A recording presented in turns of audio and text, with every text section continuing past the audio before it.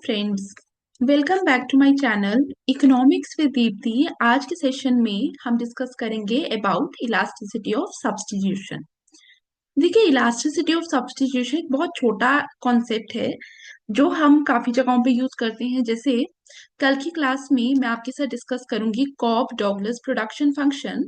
जब मैं आपके साथ कॉब डॉगलस प्रोडक्शन फंक्शन को डिस्कस करूंगी तो वहां पे भी हम इलास्टिसिटी ऑफ सब्स्टिट्यूशन को यूज करेंगे। इनफैक्ट यहाँ से आप लोगों को पेपर में क्वेश्चन भी आया है कॉप डॉगलस से इलास्टिसिटी ऑफ सब्स्टिट्यूशन के कॉन्सेप्ट को यूज करके। तो वहां पे हमारा कॉप डॉगलस के टाइम इलास्टिसिटी ऑफ सब्स्टिट्यूशन वापस से यूज होगा। अब कॉन्सेप्ट तो छोटा सा है, लेकिन दिस इज द कॉन्सेप्ट जहाँ पे हम लोग अक्सर कहीं ना कहीं समझने में गलती करते हैं। हमें समझ नहीं आता कि इलास्टिसिटी ऑफ सब्स्टिट्यूशन हमें बताता क्या है। ठीक है, काफी टाइम ऐसा होता है, अगर आप बुक से भी पढ़ेंगे तो ये कॉन्सेप्ट बोलता क्या है, दैट मैटर्स, वो भी आपको पता होना चाहिए। यही क्लास में मैं समझाने की कोशिश करूंगी, तो स्टार्ट से लास्ट तक इस वीडियो को देखना सो दैट चीजें आपको अच्छे से क्लियर हो सके। बेसिक कॉन्सेप्ट्स है माइक्रो इकोनॉमिक्स, हम सबको पता होना चाहिए कि टॉपिक बोल क्या रहा है, दैट्स वेरी इंपॉर्टेंट। और इसकी पीडीएफ आप लोगों को मेरे टेलीग्राम ग्रुप पे मिल जाएगी। और साथ ही अगर आपको ये वीडियोस अच्छी लग रही हैं then please like share subscribe and comment. Like button को पहले क्लिक करिए, उसके बाद वीडियो देखिए। देखिए, हम लोगों ने अभी तक आइसोक्वांट पढ़ा, मैंने आपके साथ आइसोक्वांट डिस्कस किया था। आई होप आप सबने वीडियो देखी होगी। आइसोक्वांट देखा, marginal rate of technical substitution भी देखा होगा। तो जब हम आइसोक्वांट के बारे में बात कर रहे थे तो आइसोक्वांट में हम लोग क्या बात कर रहे थे कि बाय यूजिंग लेबर और एंड कैपिटल हम लोग क्या करते हैं, हम आउटपुट प्रोड्यूस करते हैं। और वन आइसोक्वांट के ऊपर हमारा जो आउटपुट है उसका लेवल सेम रहता है। लेट से अगर मैं बोलूंगी आप 100 units of a particular good बना रहे हैं, तो थ्रू आउट द आइसोक्वांट हम 100 यूनिट्स पे ही बात करते हैं। फर्क इतना आता है कि 100 यूनिट्स को बनाने के लिए मैं क्या चेंज कर रही हूँ, मैं लेबर और कैपिटल के रेशियो को चेंज कर रही हूँ, L/K को चेंज कर रही हूँ। फर्क इतना आता है। मतलब हम डिफरेंट कॉम्बिनेशंस के बारे में बात करते हैं लेबर और कैपिटल के, और हम ये बोलते हैं कि हम वन फैक्टर की जगह दूसरे को सब्स्टिट्यूट करते हैं। अगर लेबर मेरे पास एक्सपेंसिव हो गई तो हम लोग क्या करने की कोशिश करेंगे, हम सब्स्टिट्यूट करने की कोशिश करेंगे कैपिटल को इन प्लेस ऑफ लेबर। या अगर कैपिटल महंगी हो गई तो मैं कैपिटल की जगह लेबर को यूज करने की कोशिश करूंगी। अब हमारा जो भी प्रोडक्शन प्रोसेस है उसमें हम लोग क्या बात कर रहे हैं, प्रोडक्शन प्रोसेस के अंदर हम लेबर की जगह कैपिटल को यूज करने की कोशिश कर रहे हैं अगर हमें रिक्वायर्ड हुआ, या कैपिटल की जगह लेबर को यूज करने की कोशिश करते हैं। इस तरीके से बात करते हैं प्रोडक्शन में। तो जब मैंने बोला कि मैं लेबर की जगह कैपिटल या कैपिटल की जगह लेबर के बारे में बात कर रही हूँ, तो मैं किसके बारे में बात कर रही हूँ, सब्स्टिट्यूशन के बारे में। लेकिन आप मुझे बताइए कि क्या हर टाइम मैं लेबर की जगह कैपिटल को यूज कर सकती हूँ और कैपिटल की जगह लेबर को। जैसे एक एग्जांपल देती हूँ, आपको केक बनाना है, आपकी एक बेकरी है, आपको केक बनाना है। तो जब आपको केक बनाना है अपनी बेकरी के लिए तो आप लोगों के पास ऑप्शंस हैं। आप लोग क्या करोगे, आप वर्कर्स को यूज करोगे, प्लस अवन है आपके पास मिक्सर ग्राइंडर्स होंगे। ठीक है, तो ये जो अवन और मिक्सर ग्राइंडर है ये हमारे लिए क्या है, दीज आर कैपिटल। ठीक है, ये क्या बन गई, ये कैपिटल बन गए, और वर्कर लेबर है। अगर मैं बोलूं कि मेरे पास कैपिटल जो है वो महंगी हो गई इस समय, मुझे क्या करना था, मुझे अपनी बेकरी के लिए अवन परचेज करना था। तो जब मुझे अवन परचेज करना था तो मैंने देखा कि इस समय तो रेट महंगा है अवन का, मैंने सोचा कि मैं दिवाली के टाइम पे ले लूंगी। लेकिन जब डिमांड मुझे ज्यादा आई, मुझे रिक्वायरमेंट क्या है, अवन की है, तो क्या मैं अवन की जगह लेबर को इजीली सब्स्टिट्यूट कर सकती हूँ, नहीं कर सकती। लेकिन अगर उसी के कॉन्ट्रेरी मैं बात करूं, मेरे पास मिक्सर ग्राइंडर है, मिक्सर ग्राइंडर का रेट महंगा हो गया मार्केट के अंदर, लेकिन जो मिक्सर ग्राइंडर से काम हो सकता है वो तो मेरा लेबरर भी कर सकता है। लेबरर अगर मुझे उस पर्टिकुलर पीरियड में चीपर मिल रहा है तो मैं सोचूंगी, बीइंग अ प्रोड्यूसर, मैं सोचूंगी कि जो काम मैं मिक्सर ग्राइंडर से ले सकती हूँ, मैं क्या करूंगी, मैं उसको अभी के लिए थोड़ा सा पोस्टपोन कर देती हूँ लेना। तो मैं क्या करूंगी, अभी मैं वो काम करवाऊंगी अपने लेबर से, वर्कर से काम कराऊंगी। तो इसका मतलब मैं ये देखने की कोशिश कर रही हूँ कि जब मैं लेबर और अवन के बारे में बात कर रही हूं तो यहाँ पे substitution is not that easy, substitution is difficult here. ठीक है, क्योंकि बेकिंग के लिए तो मुझे अवन ही लगेगा ना। बेकिंग के लिए मैं अपने वर्कर को तो नहीं बोलूंगी कि आप बेक करिए। ठीक है, मुझे तो मशीन की रिक्वायरमेंट है। तो यहाँ पे मैंने देखा सब्स्टिट्यूशन इज डिफिकल्ट। इस केस में सब्स्टिट्यूशन क्या है, डिफिकल्ट है।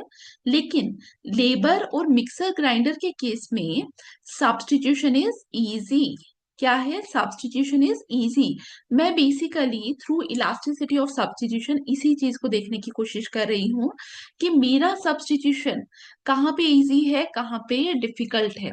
तो जब हम इलास्टिसिटी ऑफ सब्स्टिट्यूशन के बारे में बात करते हैं, कई बार आपको ईएस लिखा हुआ दिखाई देगा, कई बार हम इसको सिग्मा से डिनोट करते हैं। इट्स अप टू यू, आप कैसे डिनोट कर रहे हैं। लेकिन जब आप बुक पढ़ेंगे तो आपको सिंबल में थोड़ा सा चेंज दिखाई देगा। तो जब हम इलास्टिसिटी ऑफ सब्स्टिट्यूशन के बारे में बात कर रहे हैं, ये क्या मेजर करता है, please note down. It measures how easily producers can switch between different factors of production, can switch between different factors of production। जैसे मैंने आपको अभी बताया, डिफरेंट फैक्टर्स ऑफ प्रोडक्शन। यहां तक क्लियर। तो मैंने जब आपको बोला यहाँ पे फर्स्ट केस में सब्स्टिट्यूशन क्या है, डिफिकल्ट है। सेकंड केस में सब्स्टिट्यूशन क्या है, इट इज इजी। क्लियर। अब आप ऑप्टिमम फैक्टर कॉम्बिनेशन वाली क्लास याद करिए। जब हम ऑप्टिमम फैक्टर कॉम्बिनेशन के बारे में बात कर रहे थे तो मैंने आप लोगों को क्या बताया था, ऑप्टिमम फैक्टर कॉम्बिनेशन हमें कहाँ पे मिलता है, जहां पे आपका आइसो क्वांट और आइसो कॉस्ट कर्व टेंजेंसी पे होता है। अब यहाँ पे क्या कंडीशन थी, कमेंट बॉक्स में टाइप करिए। हमारे पास कंडीशन थी marginal rate of technical substitution of labour for capital is equal to MPL upon MPK is equal to W/R। ये कंडीशन थी हमारे पास। अब यहाँ पे बेसिकली क्या होता है, इस समय हम लोग दो चीजों पे देखते हैं। नंबर वन, हम लोग फोकस करेंगे रिलेटिव प्रोडक्टिविटी पे, रिलेटिव प्रोडक्टिविटी पे। और दूसरा, हम कॉस्ट ऑफ प्रोडक्शन पे बात करते हैं, कॉस्ट ऑफ प्रोडक्शन। अगर मैं आपको बोलूं कि प्रोडक्टिविटी ऑफ लेबर जो है वो कम हो गया, मुझे यहाँ पे देखने को मिला कि मेरा प्रोडक्टिविटी ऑफ लेबर कम हो गया, तो आप मुझे बताइए कि मैं क्या करने की कोशिश करूंगी, मैं स्विच करने की कोशिश करूंगी टुवर्ड्स कैपिटल। ठीक है, पहली कंडीशन ये हो सकती है, आपका जो लेबर है वो due to certain reason maybe उसकी हेल्थ नहीं अच्छी रह रही, ठीक है, या वो दूर से आता है, उसको फैमिली सिकनेस हो रही है। तो क्या होगा उस केस में, प्रोडक्टिविटी ऑफ लेबर कम होगा। जब प्रोडक्टिविटी ऑफ लेबर कम होगा तो हम लोग सोचेंगे कि क्यों इस लेबर को हम हायर करें, हमें तो कैपिटल की तरफ शिफ्ट होना चाहिए। या दूसरा कंडीशन ये हो सकता है कि जो आपका लेबर है वो बोल रहा है कि अगर मुझसे काम कराना है मैं तो वेज रेट हाई चार्ज करूंगा आपको। या क्या हो गया, कॉस्ट ऑफ प्रोडक्शन इंक्रीज कर गया। तो दोनों में से अगर कोई भी कंडीशन हो जाती है तो आप लोग क्या करेंगे, आप लोग सोचेंगे स्विच करने पे। क्या सोचेंगे, स्विच करने में, कि हमें क्या करना चाहिए, हमें फैक्टर ऑफ प्रोडक्शन को चेंज करना चाहिए। Instead of labour we have to acquire more and more capital. हमें सब्स्टिट्यूट करना पड़ेगा लेबर की जगह किसको, कैपिटल को। तो ये चीज हम यहाँ पे बात कर रहे हैं। अब जब हम marginal rate of technical substitution के बारे में बात करते हैं तो मैंने आपको बोला था कि marginal rate of technical substitution is the slope of isoquant. Slope of isoquant क्या होता है, marginal rate of technical substitution. जब हम बोल रहे हैं स्लोप ऑफ आइसोक्वांट, इसका मतलब हम वन पर्टिकुलर पॉइंट पे स्लोप के बारे में बात कर रहे हैं, हम ओवरऑल कर्व के बारे में बात नहीं कर रहे। हम यहाँ पे किसके बारे में बात कर रहे हैं, एक पॉइंट के ऊपर स्लोप, क्योंकि स्लोप हमेशा एक पॉइंट के ऊपर देखा जाता है। अगर मैं ए से बी पे आ जाऊं तो स्लोप मेरा चेंज हो जाएगा। स्लोप देखने के लिए मुझे इस पॉइंट के ऊपर टेंजेंट बनाना पड़ेगा, लाइक दिस। ठीक है, मेरा टेंजेंट थोड़ा सा टेढ़ा हो गया, आप लोग स्ट्रेट लाइन बनाना। सिर्फ समझने वाली चीज ये है कि हर पॉइंट पे अगर मुझे स्लोप देखना होता है तो मुझे उस पॉइंट के ऊपर, जिस पॉइंट पे मैं स्लोप मेजर करना चाहती हूँ, वहां पे मैं क्या बनाऊंगी, वहां पे मैं टेंजेंट ड्रॉ करूंगी to find out the slope at that particular point. तो मेरा marginal rate of technical substitution मुझे क्या बता रहा है, slope at a particular point.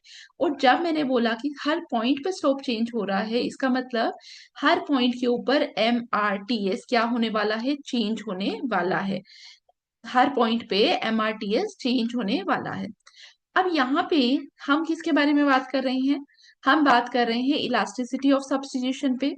जब मैं इलास्टिसिटी ऑफ सब्स्टिट्यूशन पे बात कर रही हूँ, तो इसका फॉर्मूला पहले आप देख लीजिए। फॉर्मूला इस तरीके से इसका फॉर्मूला है। तो यहाँ पे याद रखना, हम proportionate change in the ratio of inputs used divided by proportionate change in the marginal rate of technical substitution बात कर रहे हैं।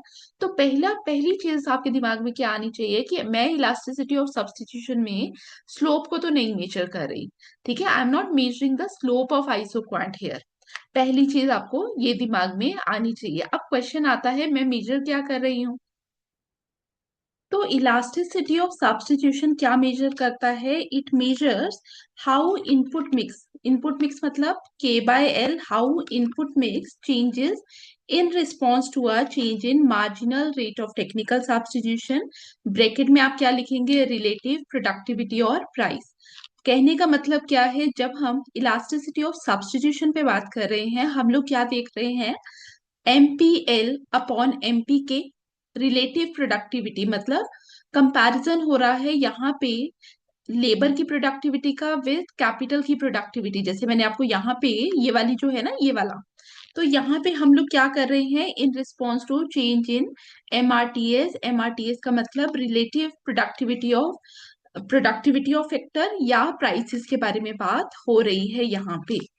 अब यहाँ पे आप लोगों को समझ तो आ गया कि हम लोग ईज ऑफ सब्स्टिट्यूशन पे बात कर रहे हैं, कि किस तरीके से हम लेबर की जगह कैपिटल को कितनी आसानी से, कितना हमारा प्रोडक्शन प्रोसेस जो है वो फ्लेक्सिबल है, कितना हमारा प्रोडक्शन प्रोसेस रिजिड है, हम इसके बारे में बात कर रहे हैं।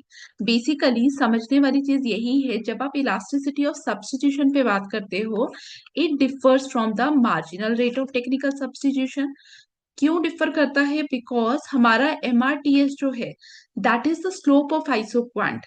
वो हमें यही बताता है कि अगर मुझे 1 additional unit of labour hire करना पड़ेगा, तो उसके लिए मुझे कितना कैपिटल छोड़ना पड़ेगा। डायग्राम में आप लोगों को याद आ रहा होगा ये, अगर मैं A से B में जा रही हूँ, मैंने एक लेबर ऐड किया, तो एक लेबर ऐड करने के लिए मैंने कितना कैपिटल छोड़ा वो मुझे पता चल रहा था MRTS पे। लेकिन जब इलास्टिसिटी ऑफ सब्स्टिट्यूशन के बारे में बात करते हैं, तो ये हमें बताता है कितनी आसानी से हम लेबर की जगह कैपिटल को यूज कर सकते हैं या कैपिटल की जगह लेबर को यूज कर सकते हैं।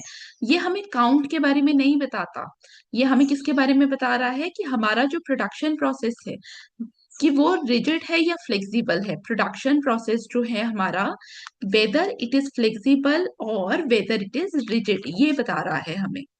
अब दूसरी चीज यहाँ पे समझने वाली ये है कि अगर आपका जो आइसोक्वांट कर्व है वो स्टीपर है तो क्या होगा, अगर वो फ्लैटर है तो क्या होगा। देखिए, हमारा आइसोक्वांट अगर स्टीपर है, स्टीपर का मतलब वो वाई एक्सिस को अप्रोच कर रहा है। हमारा जो आइसोक्वांट है, अगर वो वाई एक्सिस को अप्रोच कर रहा है लाइक दिस, ठीक है, तो यहाँ पे क्या होगा, यहाँ पे MRTS, that is the slope of isoquant, उसकी वैल्यू हाइयर होगी। MRTS की वैल्यू क्या होगी, ग्रेटर होगी। अगर MRTS की वैल्यू ग्रेटर है, तो ये वैल्यू हमारी इंक्रीज करेगी। ठीक है, MRTS की वैल्यू अगर बड़ी है, तो ये वैल्यू भी ऑटोमेटिकली क्या करने वाली है, इंक्रीज करने वाली है। अब मुझे आप बताइए कि ओवरऑल इलास्टिसिटी ऑफ सब्स्टिट्यूशन के बारे में अगर मैं बात करूं, तो इलास्टिसिटी ऑफ सब्स्टिट्यूशन यहाँ पे क्या हो जाएगा, यहाँ पे इलास्टिसिटी ऑफ सब्स्टिट्यूशन क्या होगा, it is lesser in case of relatively steep isoquant curve. ठीक है, तो यहाँ पे इलास्टिसिटी ऑफ सब्स्टिट्यूशन की वैल्यू क्या हो जाएगी, लेस होगी in case of steeper isoquant. लेकिन ऑन द कॉन्ट्रेरी अगर हम बात करें, हमारा जो आइसोक्वांट है वो फ्लैटर है लाइक दिस। तो यहाँ पे क्या होने वाला है, फ्लैटर के केस में हमारा जो डिनोमिनेटर है दैट इज MRTS, इसकी वैल्यू क्या हो जाती है, इसकी वैल्यू लोअर हो जाती है। ठीक है, लोअर हो जाती है, और इलास्टिसिटी ऑफ सब्स्टिट्यूशन की value in case of flatter high हो जाती है। इसका मतलब क्या हुआ? इसका मतलब हुआ कि यहाँ पे जब हमारा आइसोक्वांट फ्लैटर है तो प्रोडक्शन प्रोसेस इज फ्लेक्सिबल, लेकिन अगर हमारा आइसोक्वांट स्टीपर है तो उसका मतलब प्रोडक्शन प्रोसेस हमारा क्या है? That is rigid. ये हमें पता होना चाहिए। क्लियर? यहां तक समझ आया सबको? तो कहने का मतलब यही है, जब भी आप इलास्टिसिटी ऑफ सब्स्टिट्यूशन को डिफाइन करते हो, आप सिर्फ यही बताते हो कि हमारा जो प्रोडक्शन प्रोसेस है क्या वो फ्लेक्सिबल है या वो रिजिड है। इट इज फ्लेक्सिबल और रिजिड। ठीक है, जब हम डेफिनेशन के बारे में बात करते हैं तो आप लोगों को डेफिनेशन तो पता चल गई, लेकिन यहाँ पे जो इम्पोर्टेंट चीज है दैट इज हमारा अ, अगर रिजिड होगा तो इलास्टिसिटी ऑफ सब्स्टिट्यूशन की वैल्यू क्या होने वाली है? कम होने वाली है। अगर हमारा प्रोडक्शन प्रोसेस फ्लेक्सिबल है तो इलास्टिसिटी ऑफ सब्स्टिट्यूशन की वैल्यू क्या होगी? हाई होगी। अब कॉप डॉगलस प्रोडक्शन फंक्शन के केस में कई बार पूछा जाता है value of elasticity of substitution. तो कल की क्लास में बताऊंगी कि क्या होती है value of elasticity of substitution in case of Cobb Douglas production function. Clear? I hope आपको चीजें समझ आई। फिर भी कोई डाउट होगा तो कमेंट बॉक्स में पूछ सकते हैं। Thank you for watching, see you in the next class. Thank you.